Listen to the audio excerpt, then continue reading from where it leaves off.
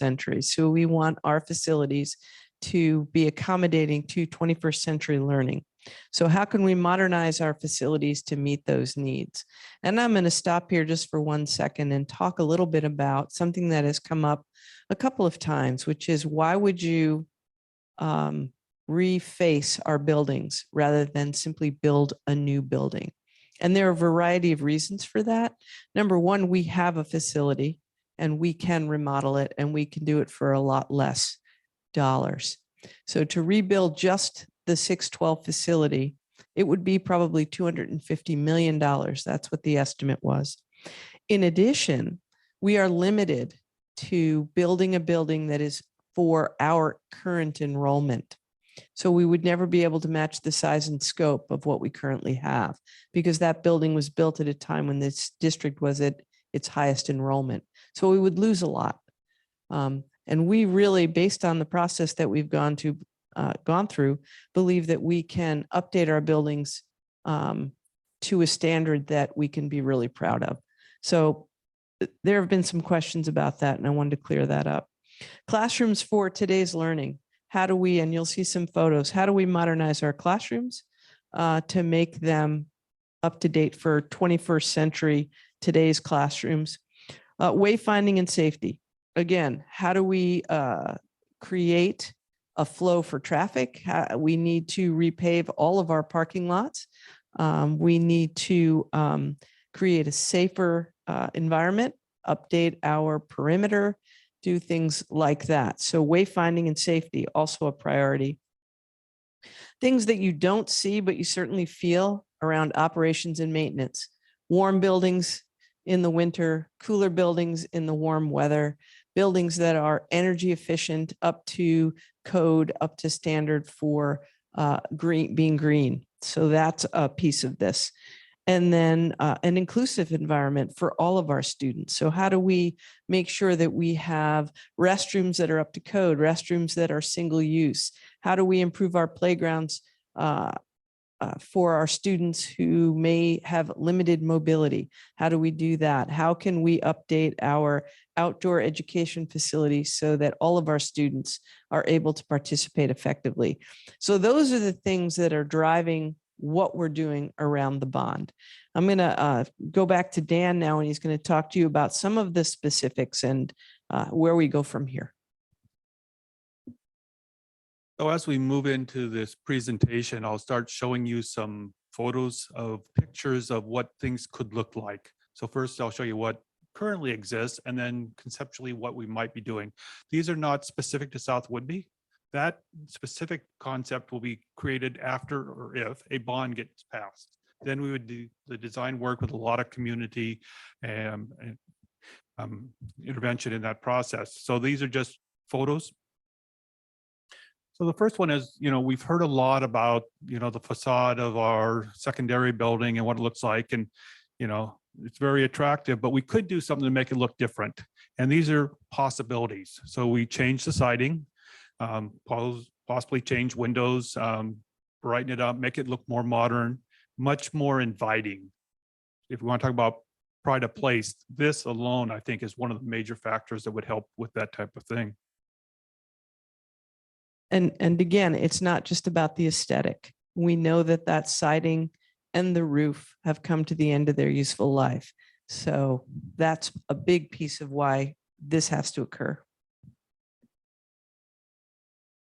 And then if we look at our courtyard in the same building, you can see the condition that it's in. And again, possibilities of what it could look like. The one on the bottom is the one I'm attracted to, and that if we're redoing the siding anyways, and we redo the hardscape, you can actually make a very attractive place that I think our students would like to be in, as opposed to what we see on the other side. So again, conceptual drawings are things that could be. We also know that we need to improve the stadium field and the track facility. There's work that needs to be done, in both of those. And this is just a picture of a, better looking, field. But there are things that we will need to do, press box, and there's some other work in there, and that would be part of this. And then our classrooms, we have classrooms that, need work, could be reconfigured for another purpose potentially, or just a cleanup. And, here's an example of one look at a shop, type classroom compared to another one that's maybe a little more modern, brighter, from my standpoint, a nicer place to learn in, would make it a much nicer process. And then we talk about identity, creating identity for the middle school, identity for the high school. The picture on the left is our current high school entrance. The picture on the right is a doorway that goes into what was formerly referred to as the new commons. So we could use those to create identities. So conceptually, maybe the high school gets a canopy or a structure in front of the entrance that is currently the high school entrance. And the middle school could have a similar structure in their entrance that would identify this is where the middle school resides in this building. So would start to work in that process that they would have their own identity and could create traditions and those type things. And then the wayfinding and safety. It's been 27 years since any asphalt has been, laid in this district. It's cracking, it's falling apart. Traffic patterns have changed in the last few years. We have a lot more parents picking kids up, especially in this building. We need to redesign the way that happens. It's very congested in here. We're running fewer buses than we used to. We could potentially move part of it into that bus zone, make it smaller, make this larger. There's a lot of things we can do to reconfigure the flow to get people in and out of the facility. And then the other part is improving security, different things that we can do to our buildings to make them a safer place. We had talked, this facility needs more capacity for their PE program, because right now they're sharing what is the gymnasium out there for PE and the food service program. So they are limited to the amount of time they can be in the building. And we had talked about building another building here for that purpose. But with the changes at the South Campus, we'll be sitting there with a gym that's fully functional, that's a short distance away. So there's conversation about, do we put a covered walkway between the two buildings so that they're not out in the inclement weather as they go back and forth between classes. So it'd be a way to provide a space that is needed here without the large cost of building another structure, since we already have one. And then inclusive environment. If picture on the left is our current play structure we have in the back. Been there for a while, made of wood. You realize what happens with wood. It rots and it has nails and all the things that go with that. And it's not very inclusive.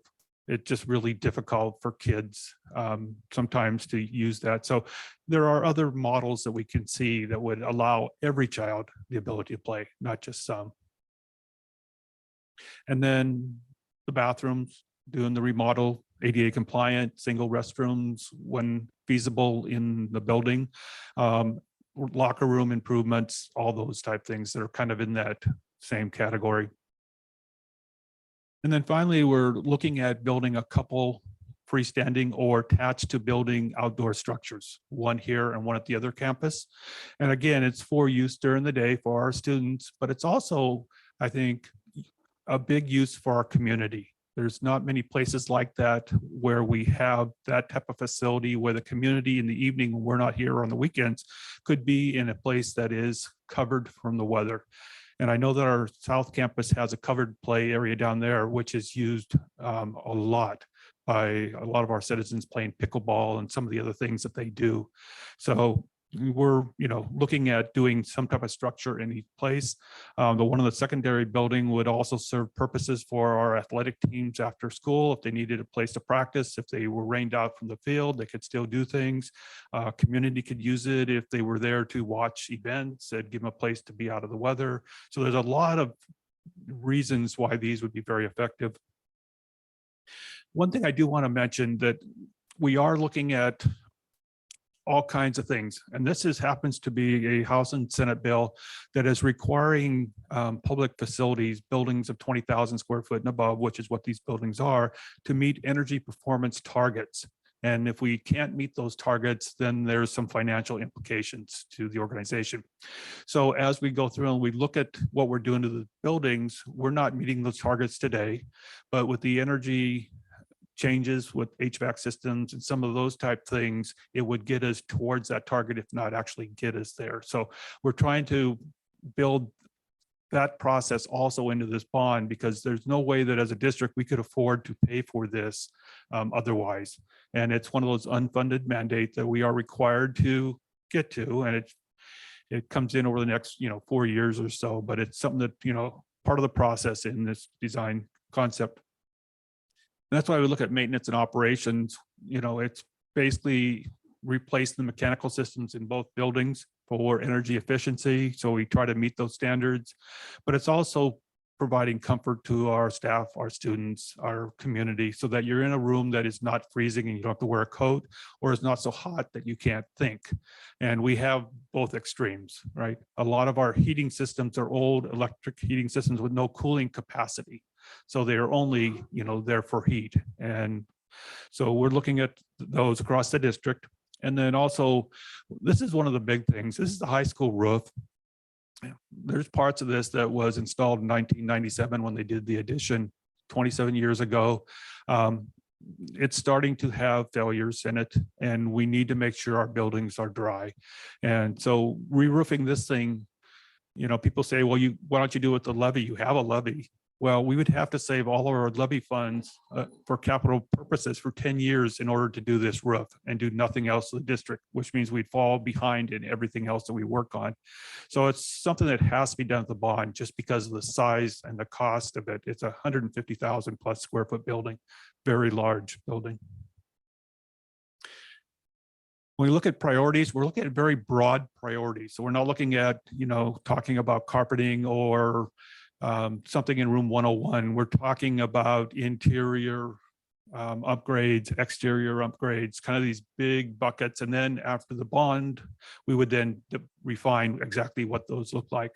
But at this facility, we're talking about building improvements outside of the building. If you look at it, the siding's having failures, there's things going on that we need to address.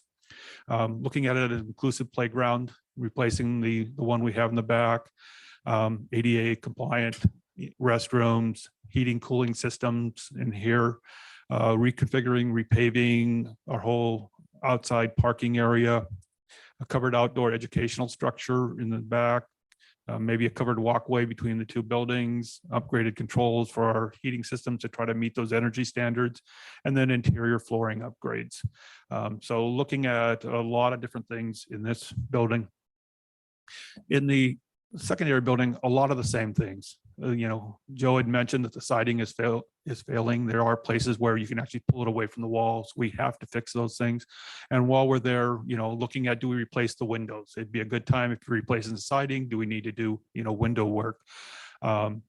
Building some type of structure canopy to identify the entrances for each of the high school and middle school programs. Again, a covered outdoor educational structure with maybe storage, because they need some storage capacity there, an inclusive playground, the ADA compliant single-use restrooms, locker room upgrades, the roofing replacement, heating and cooling system upgrades, reconfiguring and repaving the parking lots in front of that one also, upgrades to the stadium field track, whatever that looks like, and then classroom reconfigurations. So it's reusing some of the spaces we currently have rather than adding new spaces to make them more appropriate for the needs we have today as opposed to what they needed in 1987. We need more student support spaces, so incorporating that into this plan. Again, flooring upgrades, system controls, and then the courtyard upgrade. So those are kind of the big picture, and then the details would come later for those. So when we talk about a construction project, there's two pieces of this when we look at the funding costs of a project. The first is the construction costs. How much is a contractor going to charge you to build whatever it is that we're building? The other part is that with a bond, if we get it passed in 2023, we may not start construction until 2024 or later. So there's the possibility of inflation. That cost that was $100 a day might be $110 next year, $115 the following year. So we have to plan for that because it takes time to get this process in.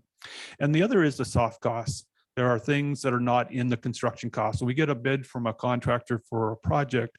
They don't include the bond costs, which we pay to Island County to run a bond, or the design fees for an architect, or if we have furniture equipment included in that project, that's normally not in there. Sales tax is never included in a bid document. It's always added on after the fact. There's permits, management fees, mitigation fees, special inspections. You know, we're doing a project in Langley, and the Langley inspector couldn't inspect certain aspects of the work we had done because they weren't qualified and didn't have the certificate to do that. So we had to hire somebody to come off island to do that work. So there's things that we will have to do that, you know, you may not realize that happens. There may be temporary improvements. If we're still using a building and we're working on the outside of it, we're going to make it safe for students to enter and exit that building. So we may have to build some structures or whatever it might be. And then there's those things that are unknown. It's like you open a wall up and what do you find inside it? Okay, it's asbestos. We now do abatement, right? Or you open a roof up and there's a structural problem that is unknown. So you have to have capacity for those type things. So there's a lot of other little pieces in there. So what we're looking at is an $80 million bond. So out of that $80 million in today's dollars, about 45 of that is the construction costs. That, you know, here's the cost of building something. And then we build in inflation so that if it takes us 3 years to get to the end of the projects, that 45 million becomes roughly 53 million because of the inflation escalation. And that's 6% the first year, 4% the following year. You know, inflation right now was 7.7% for last year. So you don't know what that is, but you have to plan for it. And then soft costs. They're telling us that soft costs is about 50% of the construction costs. And that's where all those other things and having capacity for unknown, which I think is the biggest part of it. You never know what you're going to find. And we'll talk about that a little later tonight when I ask you to change something on the project in Langley. So that gets you to your $80 million. And that's the amount that we would say to the community, this is what we would like to ask for. Oops. So how do you pay for a bond? Well, it's a rate based on the assessed value of your property. And currently in this school district boundaries, we have about $5.8 billion worth of assessed value, which is very high for a small community like ours. But it's going to about 7.2 billion next year. And that's a 22.4% increase, which I actually checked that with several real estate companies, and they're saying that's about the price increase they've seen in the sale prices of houses in the last year. They have increased by that amount. So I think it's a very legitimate assessed value. So basically the way it works is the $80 million would be repaid over 20 years. So on your tax bill for the next 20 years, you would have a certain amount for this particular bond. And that tax rate would equate to about 70 cents per $1,000 of value. So for a typical homeowner, if you had a house worth $500,000, it would be about $29 per month for this bond, or roughly about $1 per day. And that's how much it would cost. If your house costs more or less, you can do the math that, you know, increase or decrease that amount. So that's where we are at this time. Just to bring you back to how we got here, there's been a committee working on this. I want to thank Dan and JJ because they've been working on this since 2019. We've also had administrators, teaching staff, and support staff as part of it. I have talked with our leadership students, particularly at the high school. Also have talked with my superintendent's advisory team. So we've had some student input so far, but as Dan has let you know, the idea here is that we get it to a point where the board is ready to say, this is the amount that we're willing to put before the taxpayers to vote on. And then once, assuming that's approved, once that happens, then in the next phase is to design and to develop scope and to figure out the specifics. Some things that have been talked about in detail are the siding, the roof at the high school, the structures that Dan went over, the stadium improvements that are necessary. So we have information, and we have been working with architects and engineers, but this is the broad scope. The other thing we're asking for, and specifically from staff, are for them to send us their questions so that we can develop an FAQ. Because people have questions like, well, why, like I brought up earlier, why refurbish instead of building a new building? Well, it's cost prohibitive to build a new building, and we have structures and we can refurbish them. And so that's our recommendation. Again, the board may take us in a different direction. That's up to the board. So that's where we are right now. We wanted you to have the information so you can ponder it. This will be online. We certainly, obviously, any questions you have or things you want to make sure we know tonight, but on January 11th, we will workshop it with you so that we can get into more depth. So that's where we are right now. Thank you so much, Dr. Moshe and Mr. Pullman. Much, much appreciated. Any conversation, questions, or inquiries that feel really relevant in this moment before we move forward? So I recognize how strange this will sound, given that it's an $80 million proposal, but given the number of buildings that we're wanting to touch, from my perspective, this feels a little low on our ask. And I'm wondering, I trust the committee, I trust the work that the team put in, but I just want to make sure that if this is the bond we're going to run, and this is, hopefully the bond we have for 20 years and we don't have to run another, I just want to make sure that this encompasses the projects that we foresee, not just currently what we're looking at now, but also what may come up over the course of that 20 years. And so as strange as it sounds to say, like, this seems low, I just want to let you know that from my perspective, I would be open to ensuring that we are covered across the district, even if that number goes higher.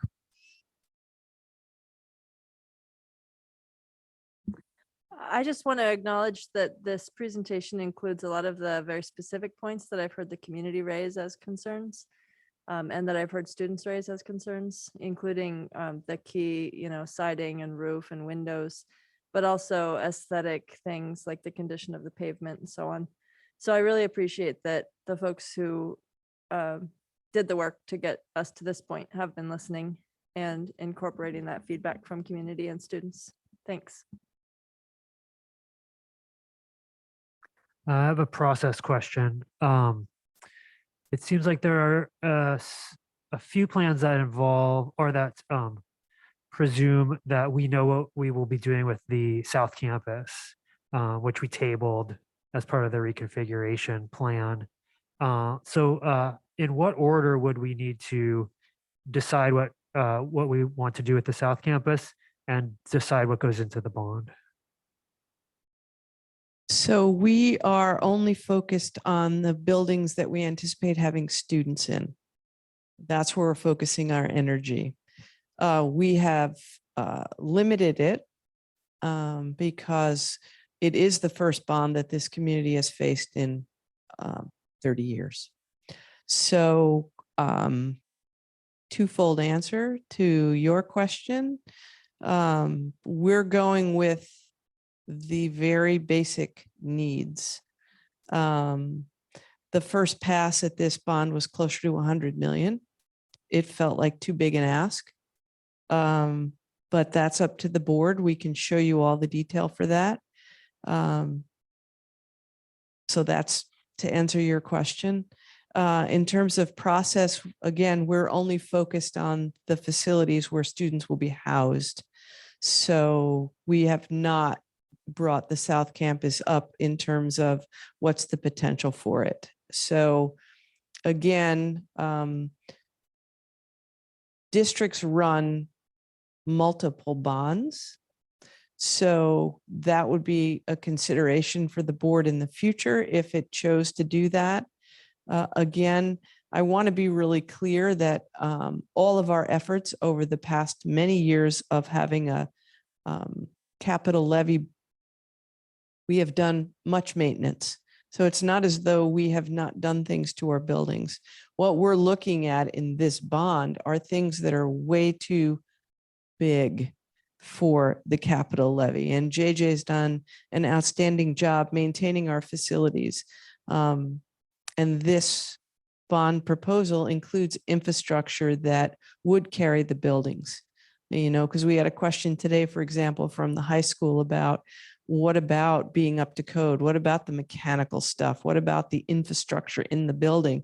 Are you taking that into account, given that it's 30 years old? And the answer is yes. We have architects and engineers that have walked these buildings.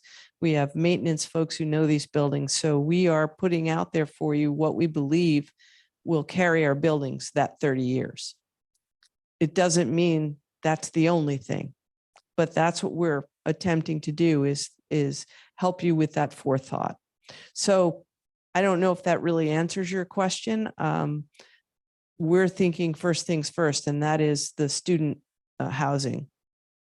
Yeah, it answers it pretty well. And it also kind of gives me some thought, or potentially, I guess, a request for the workshop, because this is probably too big of a follow-up question for right now, which is how are we certain that the projects that we've chosen for the bond proposal is the highest return on investment of the funds that we plan to ask, however we choose to define return on investment. So it's kind of a big question, probably something to ponder between now and the workshop. Well, and that would be, I would go right back to the board's goal for us, as well as the 6 pillars that we have developed in terms of our priorities for you to really consider what is your return on investment. So yeah, I think we can certainly talk about that at the workshop, because it is a big question. I would also point us back to the community. And what has the community been telling us? That we need to do these things to our buildings. And then we took it further saying, okay, but we also need energy efficiency. We need, here's the other things that aren't as flashy as what the outside may look like. And, what has our students been telling us? They've been giving Dr. Moshe a lot of feedback about, what would make them more proud of their facility? What would make them want to be there? And those are a lot of things that we've been listening to in this process. And I give the committee a lot of credit. They've been really sensitive to the community as far as, these are things we need. And we understand it's a big ask for the dollar amount. So we didn't go to things that were, oh, that'd be really fun to have. It was more of, these are what we need to do to provide the level of facility that our students and our staff deserve and that our community could be proud of. I just you wanted so to much. say, Oh. I'm appreciative of definitely the attention to pride of place in the presentation, such as new exterior. I've also heard a lot of concerns about heating, especially this past month with colder weather. And then while I was at the elementary school, I also heard concerns about the outdated play structures and not being accessible. So I really appreciated seeing those in the presentation. I would also like to say I completely agree with Andrea. I think it's important to make sure that we have an adequate amount of funds, especially since it's going to be such a long time until we have the opportunity to pass another bond. And there's so many uncertainties with like climate change and clean energy requirements that might change like projects we need for the building in the future that we just like aren't aware of now. So I think it's really important to make sure that when we're putting this bond out, we have enough to cover projects, say for the next 20, 30 years. And Audrey, just a point of clarification, you can run multiple bonds at the same time. So we could run this bond and then in 10 years, we could run a second. And there's a lot of districts that do that. What you end up doing though, is getting in a cycle of bonds, which South Whidbey is very unique in having not run a bond, especially in the last 30 years. So we could run multiple, but I think that our community would not be accustomed to that structure.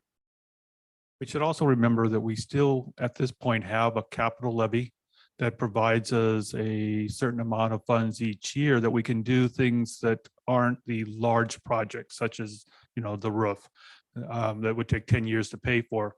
But we can replace a roof on a building at the South Campus. We could replace, all heating units within a building, on a levy basis. So it isn't the only thing that we use to upgrade our buildings. We still have that, that levy dollar coming in.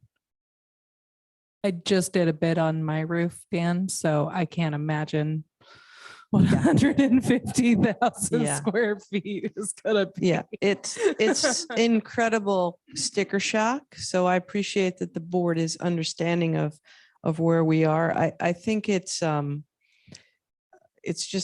of those things that to gain insight from our community. And one of the things that we're talking about, much like the Parks and Rec group did, you probably saw a survey that came through about what would you support. So something like that, we're going to be putting a survey out to give people sort of the opportunity to chime in on, would you support this? Do you think that's important? But we've talked a lot about at our meetings, turf field for the stadium. And my first reaction was based on what I've heard in our community in the past, which was a reaction to turf. And it wasn't positive, but they've changed turf fields a lot over the past 10 years. They've made them more environmentally friendly. They've provided different resources for them. And what we've also come to find out is that it's about the same money to create a beautiful grass field as it is to create a turf field, except the grass maintenance is not environmentally friendly. A lot of water, fertilizer, but it's also a lot of maintenance. Now there's maintenance for turf, but there's a tremendous amount of maintenance for grass, and you don't get as much use time on grass. So it changed my perspective on where we go in the future, but we need to get that information out to the community and also give them an opportunity to process that and then react to it. So we have things that we need to do to gauge the community's reaction. That's where we are. I feel it would be interesting at the workshop to see a very brief list of the things that got pulled from the wish list in that process of reevaluating the $100 million number and trying to get it closer to 80. Whether that's a specific list of items that got pulled or whether it's just changing the scope of the current list, I would just be interested in being able to hear some community reflections on that step in your process. And we have that list. My caution is certainly seeing the list in its entirety. My caution is you will have folks who say, why are you going to replace those windows? They're perfectly fine. And who bid on those windows? And why do you think it's going to be this much money instead of that much money? Or that's not nearly enough, or somebody's blowing smoke at you. Those are the kinds of things that we've spent a lot of time trying to weed through. And we don't really know the actual cost, for example, of the siding on the high school until we have scope, and then still we put it out to bid, which doesn't happen until after you have an approved bond. So yes, we have a very detailed list of all of the things and an approximate cost. Sure, thank you. I also appreciate that sometimes it's a lot harder to move forward when you have a lot of cooks in the kitchen. So I realize the importance of having our timeline for reaching a scope and then a decision. And I think you've laid out nicely what the steps are to get from here to there. Thank you. We also want to make sure that we underpromise and overdeliver. So if we are talking about doing siding and a roof, that we will do siding and a roof. But if we put into the scope every detail, and then as we go along, we say, well, we're going to make a different decision and we're going to choose this particular detail and not that. We want to make sure we're upfront with the public and we're telling them these are not necessarily set in stone. These big buckets are set. So we will do siding, we will do a roof, we will do a play structure, but the exact narrowed down scope of that may be different. Well, and I just want to clarify that, I trust the committee. I trust the work that you've been doing. I trust that JJ knows his buildings and knows what they need. I just wanted to just put it out there that the number, I'm open to a higher number if that's what you need. And I also trust that you are excellent stewards of taxpayer money. You've demonstrated that over the tenure of our budget, and especially when we look at our budget in comparison to others in the current circumstances, like I have the full trust in it. I just wanted you to know that if that number was higher, you would still have my support. I also want to know from the board, what more information do you think would be helpful? So we have information, for example, on tax rates in other districts and what our tax rate is compared to other districts. And we are quite low compared to others. Is that something you'd like to see?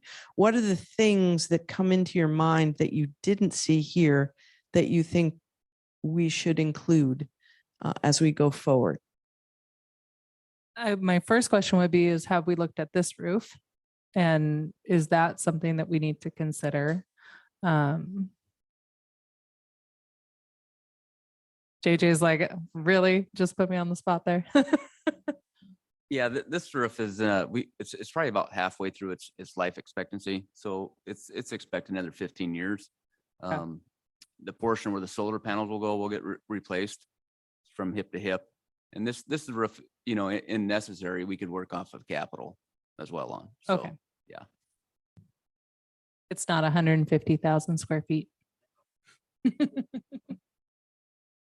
In addition to what you mentioned, which I think would be interesting to see, because for a number of reasons, including if the board does decide to approve this project and move it forward, you know, you've already spent a lot of time. It shows in the presentation, it's very detailed. And so if we were to approve the bond, I would like it to pass. And so I would like to see what has passed and what hasn't, and to see if we can improve the odds of it passing if we choose to do it. Another thing I would like to see would be contingency plans for if the bond doesn't pass. How do we become compliant with the new energy efficiency standards? Do we use levy money? Do we, yeah, stuff like that. What are the types of things that we would really have to do, even if the bond doesn't pass, and how would that factor into our budget? That sounds like a spooky story that would have been better suited for Halloween. The first thought I was like, I said, we find $80 million is what we do, Joe. Katja or Audrey, any other thoughts or questions? Yeah, so you mentioned a survey to send out to community members, and I think making a separate survey for students, especially the younger students who will be using these facilities as they're improved, would be very important, because as they're the ones that will use it, seeing what they want.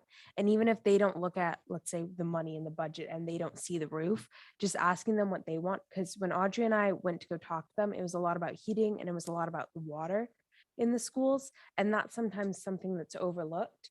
But making sure that the student voice is really there is incredibly crucial.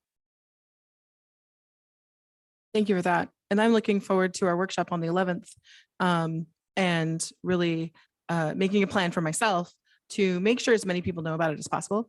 I don't know, maybe we bring the band back. I don't know.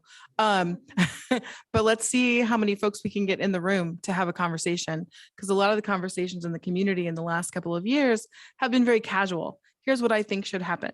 Or someone notices the state of the siding or the building, and we'll talk to a board member about it, or we'll talk to another parent about it. So I love that we're formalizing this construct of what we want to see happen to our buildings and making it really clear that we'd like to see these changes come to pass. And what that's going to take is a very concerted effort by our entire community to say yes to this bond. So I feel like having all the technical details so that I can be out in the community, really speaking clearly to our constituents around taking their thoughts and their vision to this next place of clarity of purpose.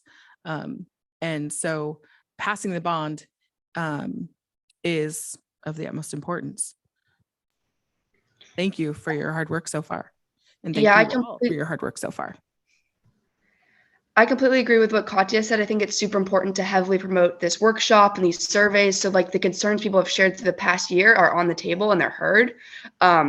And also just letting people know that, you know, the clock is ticking on the bond and there's really not much time left to have these voices set at the table. So letting them know like kind of the urgency behind this and why it's so important to attend the workshop. Thank you. And we will start to make sure that folks know about the 11th. We're also doing a session on the 18th, which is an off week for the board, but it'll be a community conversation around the bond. And then the following week will be another board meeting where we'll bring it up again. And then there's a workshop in February. And then finally, the business meeting in February where the board has to make a decision. So we are putting that information out there. Just a reminder, the board, obviously, if the board is seeking a vote of the community on a bond, it is because the board believes the bond is really important to pass. Reminded staff today that as a staff, it's our obligation to encourage people to vote. And we stop there as employees of the district.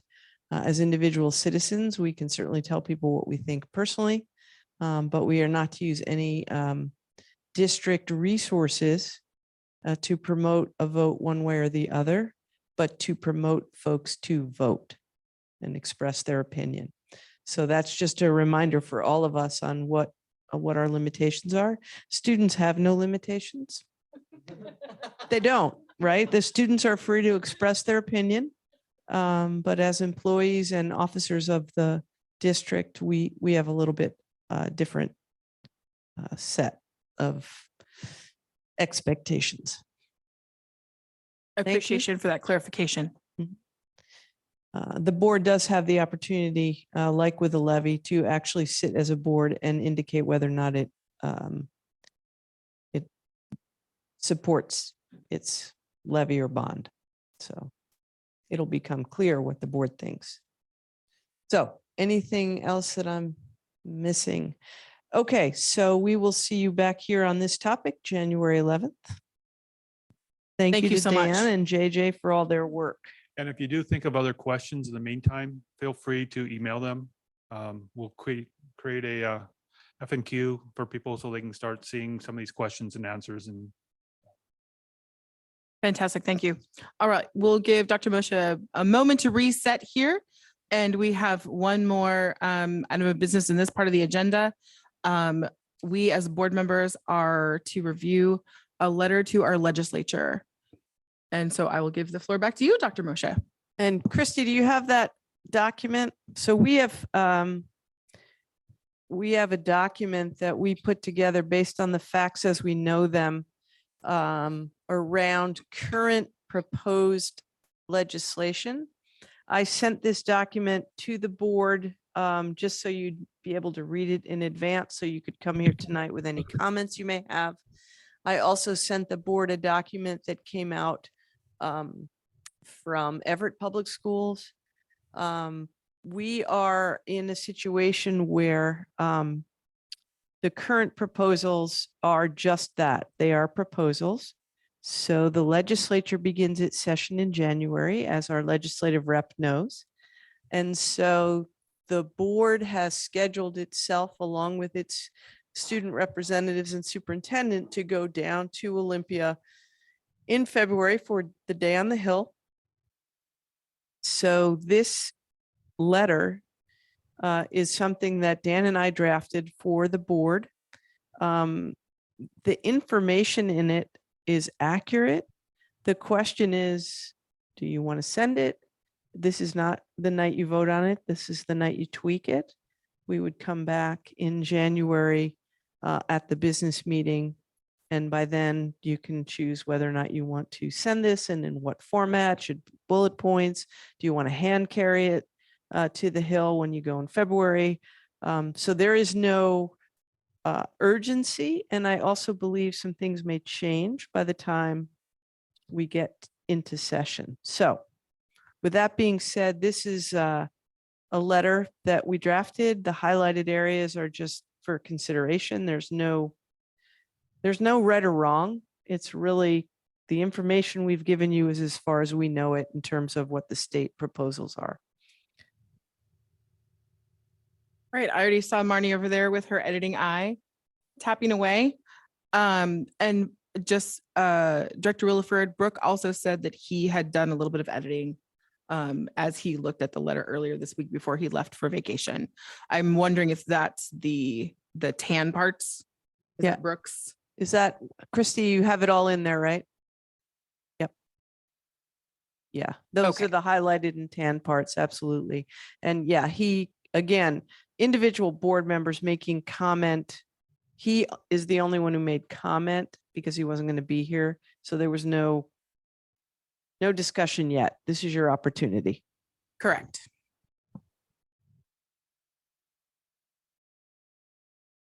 I guess I'll start. I personally am in favor of sending a letter, and I understand that the facts may change, but I trust that the letter will be factual at the time it is sent.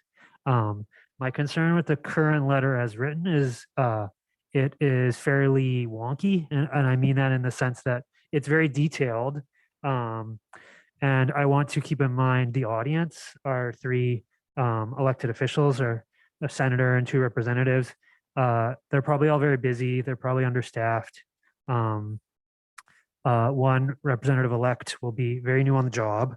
And so I want to make sure that the letter kind of has a punch, that it's, if they only read the first paragraph and then decide they're too busy to read the rest, like, I want to make sure it really summarizes the situation, that the proposal will, the harm that this proposal will do to our district and districts like ours across the state. It really is just sort of editing, wordsmithing. The letter itself, I think is great, and I believe in the power of the pen. You also mentioned there were several different touch points we could use with touching base with our elected officials, and looking at that other document that was sent as well, I believe at the Everett School District, like the point by point bulletin. I see the value of both of those. I see this letter as being a very formal construct around this is the absolute data, whatever that absolute data ends up being. But that other more colorful, more striking, less, wonky, wordy document, I think also has value. And maybe that's what we carry with us on the day, or maybe that's another presentation or another touch point. I would also, and I didn't mean to cut you off, Marnie, but certainly two board members could work on this letter and then present it back to the rest of the board. That is a way to do this as well. So if, for example, Joe, if you and Marnie wanted to wordsmith it and come back with bullet points, then the board could consider it. That would not violate open public meetings in any way. I think that combination would put together a very well thought out and articulate message. I also, I just want to acknowledge that there are a lot of school districts facing a similar existential threat in this moment. And there are a lot of people collaborating to understand how best to come with a unified voice to our elected officials. And so I think that there's value in sending a letter specifically from the South Whidbey perspective about the implications here. And there's also value in having our elected officials see similar letters from other districts. I imagine that I'll also come as our legislative representative to ask us to be signatories on some kind of concise one pager that represents the positions of multiple districts. That's kind of in formation now, but especially ferry served school districts are gathering together to put their minds together and understand what specific defined request could actually make all of our circumstances better, instead of just a general no, not this sort of stance. And so I just would like to say that I hope whatever kind of letter we send as South Whitby School District can match the facts and the ask that might go into a collaborative, shorter document that we partner with other districts to create. Yeah, I think that's exactly the road I would suggest that you go down. I also think it's really impactful and important that our student representatives understand the impact and are able to articulate that for that day on the Hill. Because I think it's very powerful when students not only understand what's happening in their district, but can share that on a personal level. So all of those things I think are important. The unified letter of like impacted districts, a specific letter from South Whitby, and the message on the Hill delivered by our two formidable student reps. To Director Downs's earlier point, I'd be happy to work on the letter. I'd be happy to collaborate on that as well. Student reps, anything for the good of the group at the moment? I would very much appreciate it. One of the mentor meetings going over it with Joe and Brooke. So Audrey and I can have a better understanding of really what this is and how it's affecting us. Be happy to do that.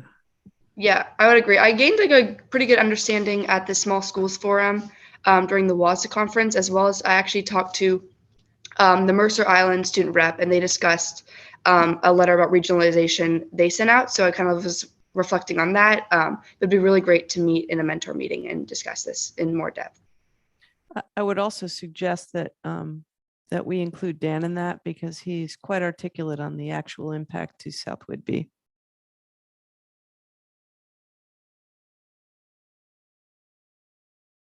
Will do.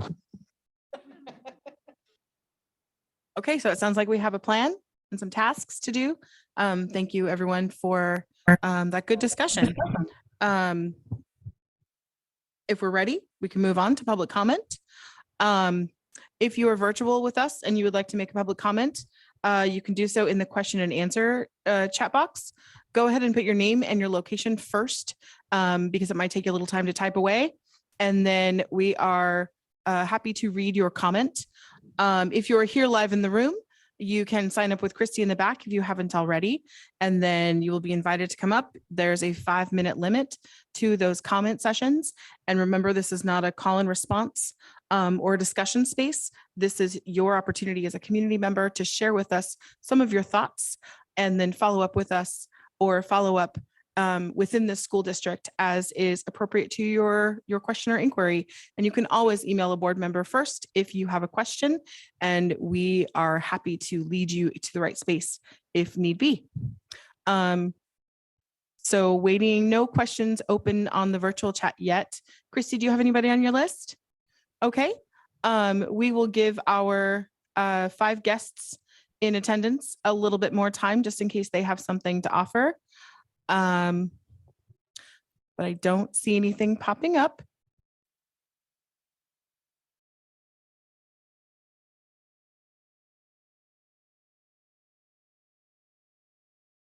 Okay, I don't see anything and Christy doesn't have anything. So we can move on to a new business item. We have tonight memorandum 2223-04, approval of change of orders for the Langley Middle School gym retrofit project. So I give that back to you and to probably Mr. Pullman as well. I defer to Dan on this one. Can I defer to JJ? You can defer to JJ if you want. He loves when we defer to him, Dan. Yeah, so what this is the community center gym retrofit project. We've run into a few conditions that were unknown when we did the RFP. First, we ran into an asbestos problem, and I had asked you prior for a 10% contingency. The abatement of that alone took $60,000 out of roughly $100,000. There's some other minor things, moving things that weren't in the scope for another about 20,000. So we're at about roughly 75,000 right now. And then this week we came up with a change order which had to do with the ducting system for the HVAC. So as they took it down, they realized that putting it back up would be near impossible due to the condition of the sheet metal itself. So there was a proposal to replace the sheet metal in the gymnasium with new ducts. And then there's also some changes that had to be made. As the fire marshal came through, he realized that the size of our fire dampers in the HVAC system were undersized and is requiring us to increase those, which is an additional cost. And we talk about additional costs, almost everything is $40,000 every time we add one of these processes in there. And then there's a movement of the ducts that went through the floor because they didn't realize that in the wall were concrete columns that they couldn't get through until they started to open the floor up because they had to move the columns out 15 inches. And when they did that, they didn't realize that they ran into things. So there's all these unknown things that they ran into that's running to about $100,000. So what I'm requesting is to change it to 25%. I don't think we'll go that high.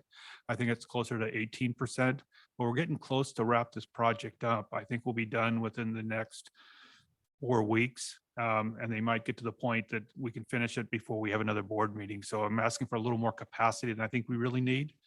Certainly we won't spend it if it doesn't happen. And then we also need to clean the ducts. As they took them apart, we realized that they probably haven't been cleaned ever. And they were full of not just dust, but all kinds of things. So again, it's another $20,000 to clean the existing ducts in the remainder of the building. Don't have to clean the ducts in the new part, but there is a lot of ducting in the lower part of the building that, you know, we should clean at this time. There's no reason to not clean it while everything's open. So that's the request. Any questions I could answer for you on that particular thing? Any questions for Dan? I just want to say I ate a pickle sandwich in that building every day in 1991 and 1992. So it's probably a good idea to clean up. I think I found your pickle. It sounds like based on the where we are in the project, the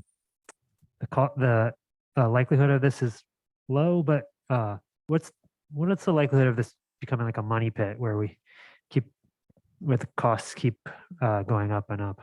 I don't anticipate any other change orders. We are almost completely finished. The roof will most likely be done, if not by tomorrow, by mid next week. If you drive by, you'll see that one side is completely done. They still have to do the lower gutters. There's basically the ductwork left inside. And I think they are planning to do cleanup as far as the construction piece the week after Christmas. So I think we are almost there. I think the ductwork is the big part that is the unknown that is left that we haven't approved yet. Otherwise, I don't believe we're going to see anything of any major value. I would also add that having been through several bond projects in my career, change orders are inevitable, and you're going to see a lot of them as we go through the bond. Yeah, I was going to say that this we can use this as a learning lesson for the types of cost overruns we could expect if we approve a bond.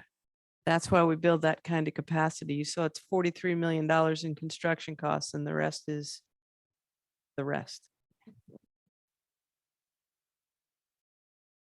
Any other discussion or questions before we move to a vote? I just want to say I have so much trust and faith in your judgment and expertise on these matters. Thank you. All right, student reps, would you like to add anything? And would you like to add anything before we move to a vote? Okay. Then can I get an advisory vote from you, Katja? Aye. Thank you. And I think we have to have a motion first. Oh, I'm so sorry. I missed a Okay. step. I'm still thinking about what was in the ducks. I would move to approve memorandum. I can't see it. My computer has died. 22-2304. 22-2304. I second. It's been moved and seconded to approve memorandum 22-2304. I'm asking for an advisory vote. Katja? Aye. Thank you, Katja. And Audrey? Aye. Thank you, Audrey. All right. All those in favor of approving the change orders for the Langley Middle School gym retrofit project, memorandum 22-2304, please say aye. Aye. Aye. All opposed, please say nay. The memorandum is approved as written. Okay, thank you so much. All right, moving to reports and back to the news desk with Mr. Dan Pullman. Are you doing it? You want to? I don't know if I can.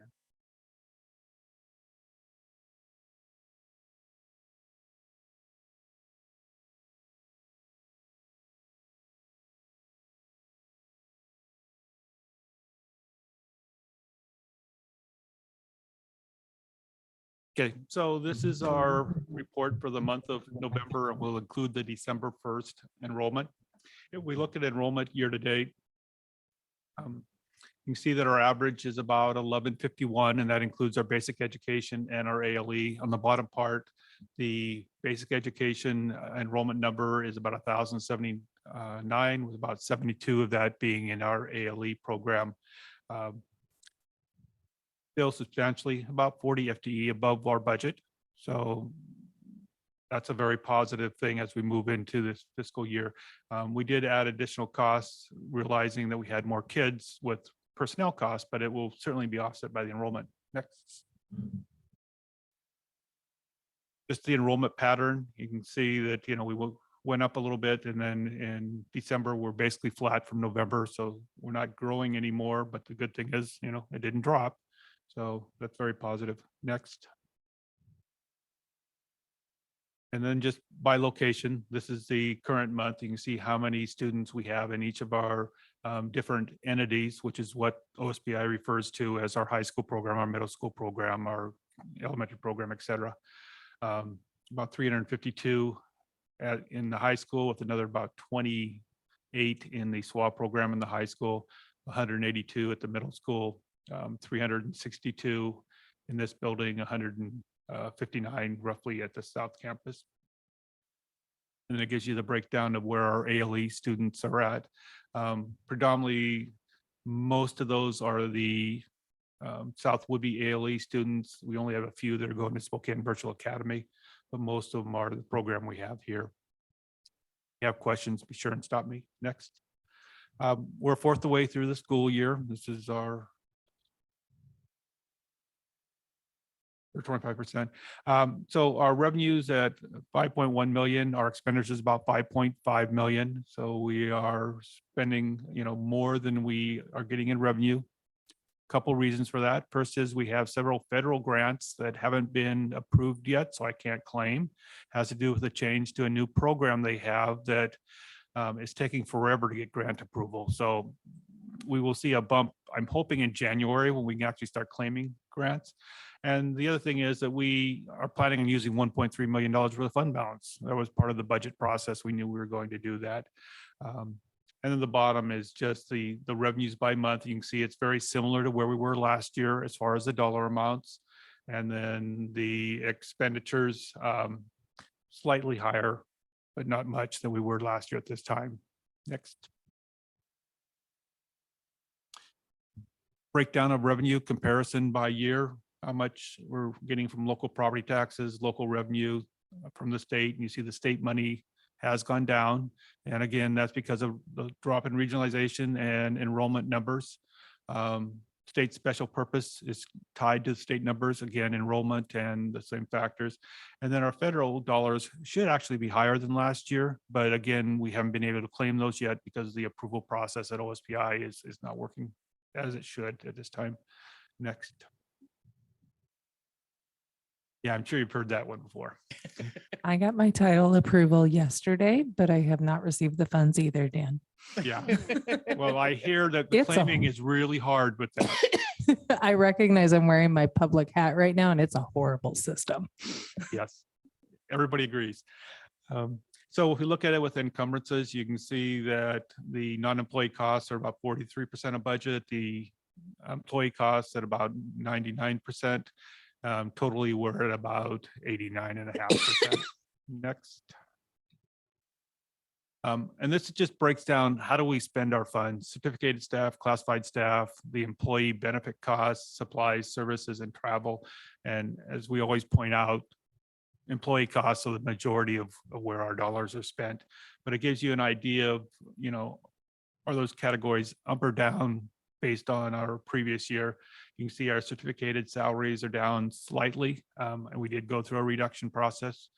Classified salaries are up slightly, benefits are up, and the others are quite similar to where we have been. Next.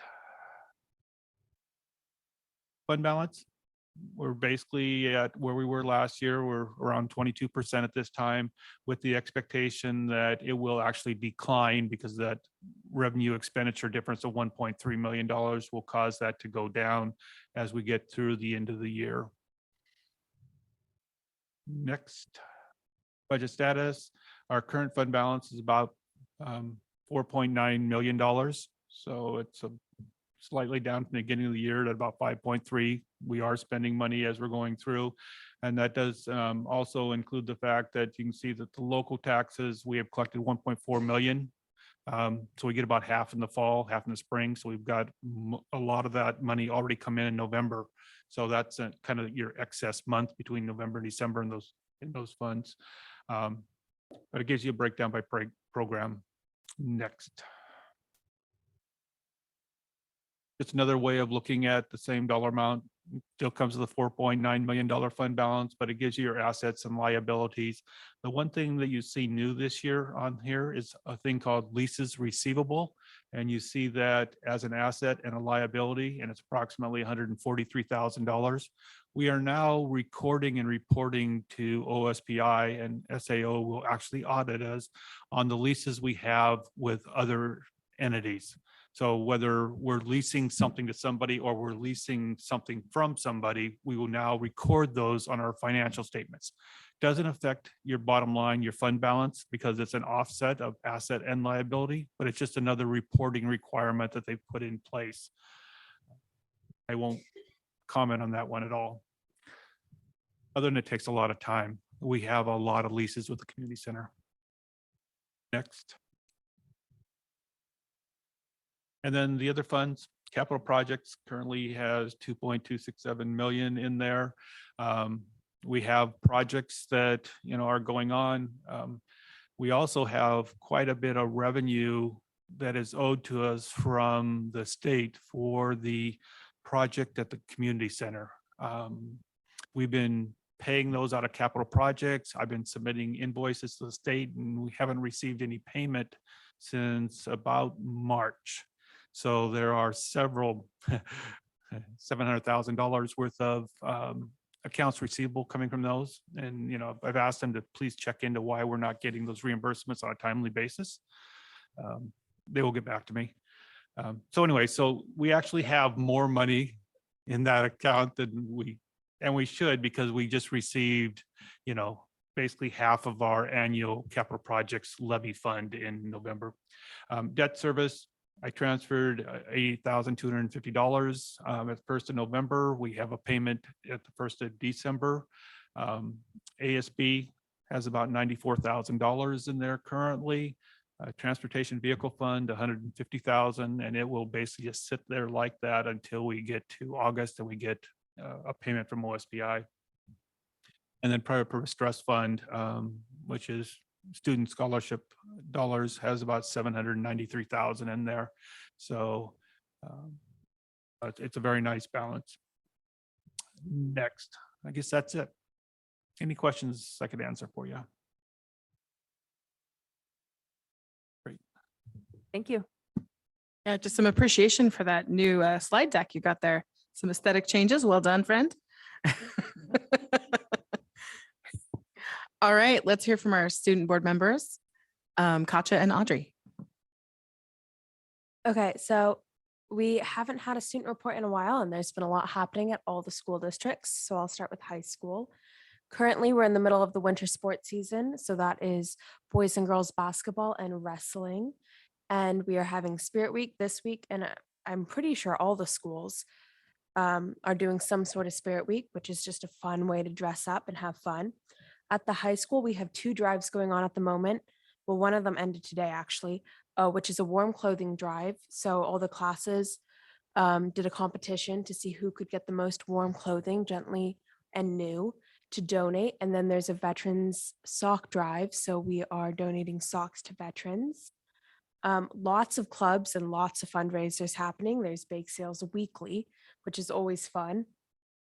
We are nearing the end of the semester, so classes for first semester are wrapping up and everything's kind of coming to a close, and second semester starts in January. We had Thanksgiving break, and then in the high school, we have Winterfest on Friday, which is a fun opportunity for high school students. We have kind of shortened class periods, and then for the second half of the day, we got to pick activities that we want to do, like cookie decorating. We can watch movies. There's some of the art rooms like ceramics. So there's a whole bunch of activities to choose from. And then there's lots of after school activities. Like today, there was a grade level competition race. So there's lots of after school things. In the 7th and 8th grade, I talked to some of those kids, and they had a spirit week this week that they are really excited about. And they really enjoy dressing up. Their winter sports are ending. So that's boys basketball and girls soccer. Believe girls soccer is over now, and boys basketball has about a few days left.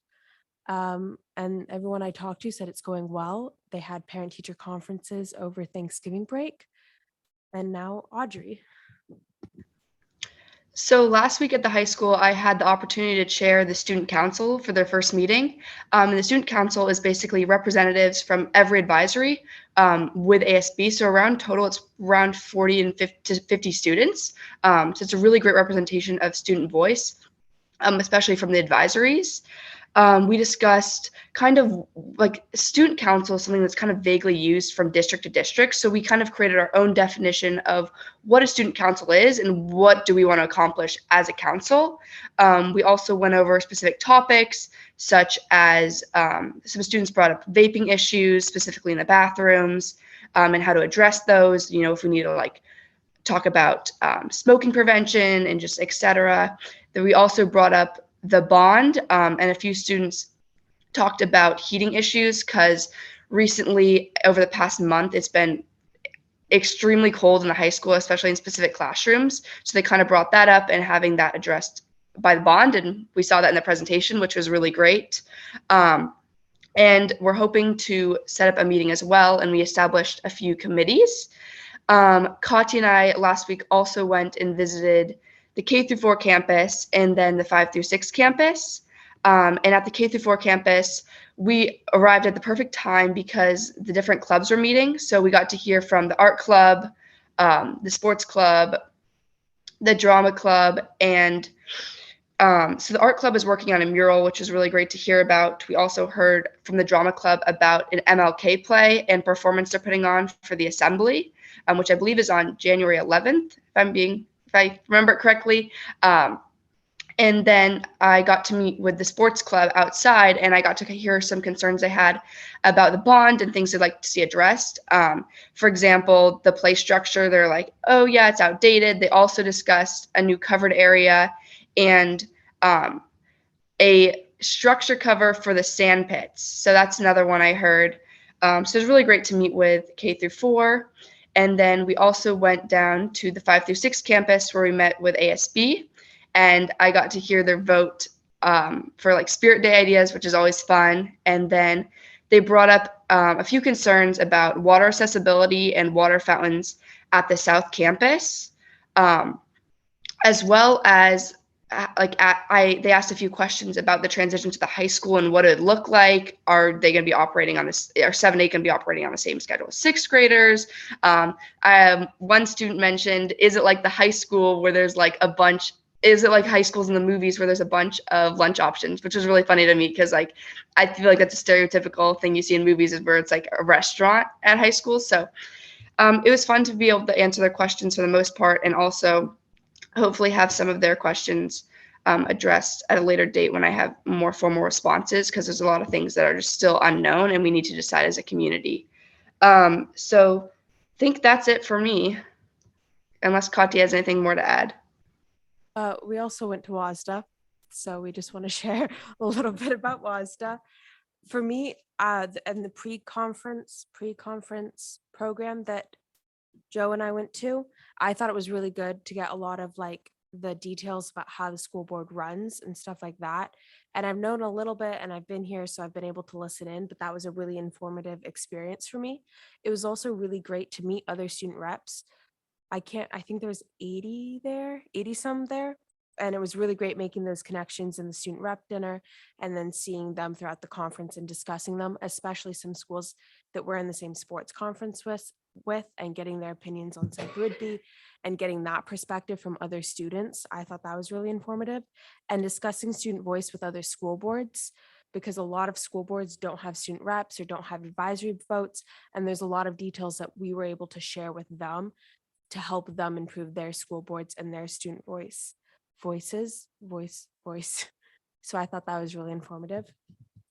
Audrey, do you have something to add? So this is my second time attending WASDA. It was in Spokane, so slightly different than the Bellevue conference, but like last year, it's so nice to be able to connect with other student reps and kind of establish where you are and where you can improve, especially in my role, and also as a state and like what legislation we need to work on. Last year, student reps came together after the WASDA conference, and they pushed the state to approve for voting rights for students on the state board. So just being able to see student reps come together and connect and kind of come together in solidarity is always really great. It also made me feel, I would say, a sense of pride in the work our district has done towards student voice, because in one of our sessions, there was a question of how many students have advisory votes in their board. And I believe Katya and I were the only ones who raised our hand. So just being able to see that and like the contrast is really great. And also being able to help encourage other districts to have advisory votes is great as well. I also enjoyed the sessions I attended, such as the Small Schools Forum, where there's a lot of emphasis on bonds as well as regionalization, both major topics our district has been talking about. I thought it was really great to meet with other island districts and discuss regionalization and how it affects, right, these districts that you have to go to on ferries. And then also kind of being able to group together ideas for the day on the Hill. So those are my major points I got from this year's conference. It was an amazing opportunity. Thank you so much, Audrey. All right, turning it over to our superintendent for her report. I don't know if I can possibly top that. Every time I hear from our two student reps, I just get so proud of their work on behalf of the district. So we are just about to go on winter break for 17 days, and I know we're all looking forward to those days. I had the opportunity, I'm going to talk a little bit about student voice that's come my way, because I continue to have a monthly meeting with the superintendent advisory team, which is currently grades 4 through 8. But I had the opportunity this week to meet with our high school students who are leaders. And there was about 30 of them. And again, our student reps, and they are absolutely consistent with their messaging. Their concerns around vaping in the bathrooms, congregating in the bathrooms, and what can we do about that. Had lots of input around the bond. I was able to give them lots of information as well. So I think they appreciated that. The younger students in 4th through 8th grade that I work with, same thing. They're very insightful students, and they really keep it real for all of us to understand from their perspective how these things that we do impact them. And I'm also trying to figure out ways to follow through on something that both Audrey and Katya said at WASDA that really stuck with me, which is how do we take the work that we do as a board and see it down to the classroom level, because sometimes it just doesn't get there.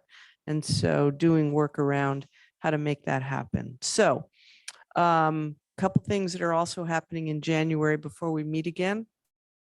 January 9th and 10th, we have 25 students in grades 7 through 12 who will be engaged in our culture of care training for 2 days. And on that Wednesday, the 11th, the board then is engaging in that training for its retreat. So we're continuing that work, continuing to improve our knowledge around how to use circles effectively. And we've actually had some need to do some restorative conferencing with staff, and that's been effective. So again, we're continuing to move forward. You will hear about our school improvement plans at the February workshop from our principals with some data to update you on how we're doing. So that's it for the superintendent's report. So Dr. Moshe, one thing that resonated with me was taking things from the board to the classroom level, because not many people know, but I applied for the doctoral program that Dr. Haddon oversaw, specifically because I wanted to learn from her. And the topic that I did not finish it, I dropped out, but the topic that I was going to focus on was exactly that. How do you make policy trickle to the classroom? And it's because Dr. Haddon said, this is an area that needs to be looked at and researched more. So that reminded me of her. And you're still can do that program. Absolutely not. Okay. All right. Well, Thank you for the that, opportunity. thank you. On that note, now we're going to go to board comments and reports. And we have some folks who did get to attend the WASDA conference recently. And Joe, I know you had some notes on that in a little slide deck. Would you like to start us out? Yeah, in the interest of time, instead of a full presentation, I'll just give a few highlights. So many of the board members went to WASDA, the Washington State School Directors Association annual conference. And like Katja mentioned, the two of us went to what's called Board Boot Camp, which is for board members who have joined since the previous conference. So it was a really intensive training on board governance, how policy is filtered down from law to the OSPI to us as a district, and then how feedback can filter in the opposite direction to change law. I also went to an equity training, which is compulsory for all board members, and I learned about the difference between equity and equality, how both of them can be used to improve student outcomes, how you can work with people who have different political viewpoints, who may see different ways to achieve equity, to work together, because at the end we all want students to succeed. And then we also looked at some historical context around like the desegregation of schools and the civil rights movement. So again, it was a very intensive training with a lot of materials. In addition, I went to a bunch of breakout sessions around everything from the more details about what the WIAA does and how it supports districts and their athletics and activities, to school lunch programs, to understanding a little more in depth how the budget office works, so I can understand Mr. Pullman's amazing reports. So very packed few days. Took away a lot of interesting information. Thank you so much. Marty, would you like to share? I didn't prepare a presentation, but I just want to share my general gratitude that the district prioritizes this opportunity for its board members and administrators and student representatives.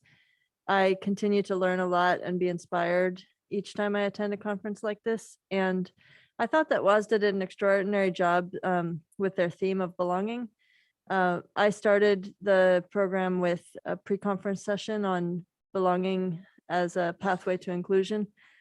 And actually, I believe the subtitle was Dignity as the Path to Inclusion.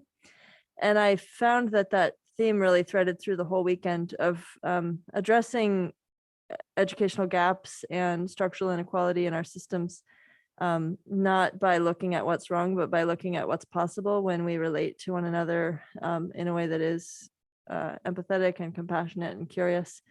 and then what that feeling of belonging in community together makes possible in terms of academic outcomes and general holistic well-being for our students. I thought that the keynote presentations by Jared Kopp and Dr. Adolph Brown were motivating and inspiring. They were timed perfectly in the sense that the first one was, I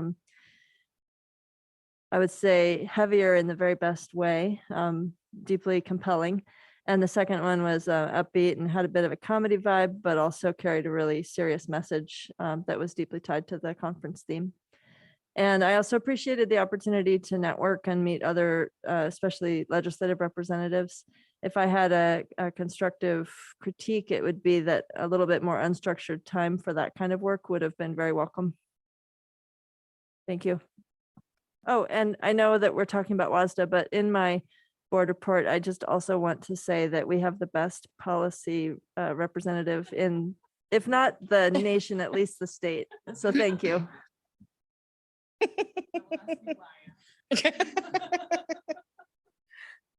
I went to the same pre-conference as Marnie and got a lot out of that and felt like the thread of belonging and dignity went throughout. Two of my big takeaways were that going to that conference in such an environment where everyone is there who has similar lived experience in that we are board members or administrators, it just really reminds me that learning and community building is lifelong. And that's, you know, and it's a model of what our kids do every day and experience every day. And it was so cool to be in that community of learners together. And then the other thing I noticed, almost every session I went to, my thoughts were, my students could present this, or this is an amazing feat that this district did. You know, we are in this place or beyond that place with the work we're doing here. And it just made me feel so proud.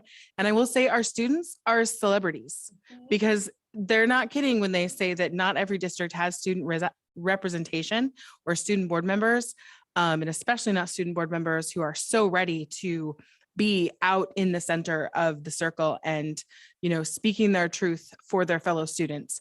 The amazing work that you do is so powerful. And so once people would read your name tag and say you're from South, we'd be like, oh my God, do you know Audrey and Katja? And it was just the best feeling. It just kept happening. It was awesome. So that's all I'm going to say about the WASDA conference. Audrey, Dr. Moshe, Katja, any last thoughts before we conclude? I just want to say, I missed you like super much. I was so looking forward. My suitcase had been packed for a week. I was driving here. I got to the light and then I got a call from preschool that my son had a fever. So I turned around. Dan, I'm still trying to figure out how the heck you packed a bag that fast. You had to, because I heard Dan went and I was like, you had like 45 minutes notice. The other amazing thing is that Christy got him on the flight, got him the hotel room, and got him into the conference with his own name. Yeah. Yeah, it was really quite the feat. I'm hoping that the other good news I received is that my husband is coming home. Yay. And he should be home in time for WASDA next year. So should my child choose a time where I have something fun and non-refundable planned to get a fever, that I will still be able to go. All right. Anything else for the good of the order? Happy holidays. Yes, indeed. Happy holidays. Travel safe. And this meeting is adjourned.